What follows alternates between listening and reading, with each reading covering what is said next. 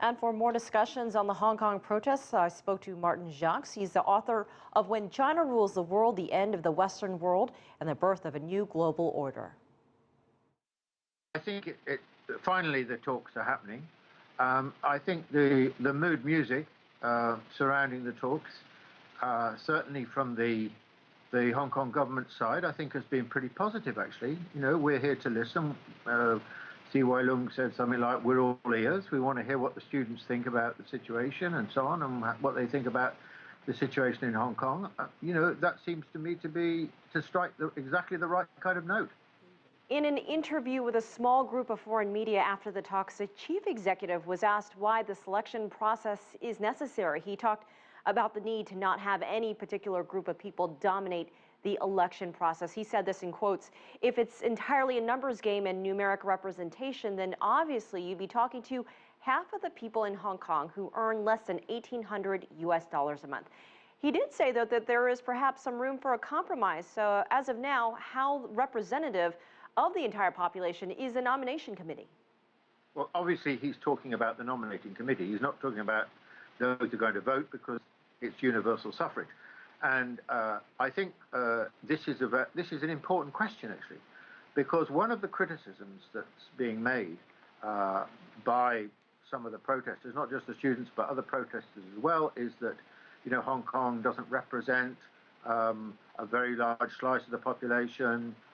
It overrepresents the sort of tycoons who've dominated Hong Kong economic and indeed political life and so on.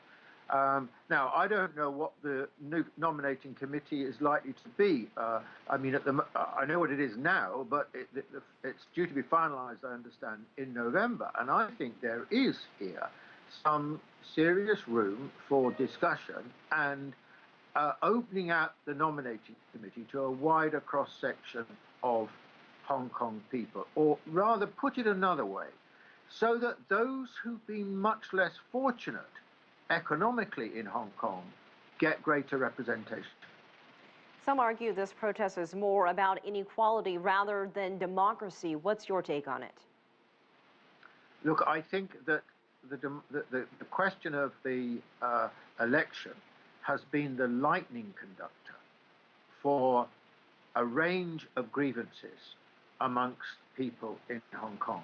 I don't think the majority of the population in Hong Kong are against the electoral process, but clearly a minority are. But what they're troubled about is what they see has been happening in Hong Kong. You know, they're very unhappy about the housing situation.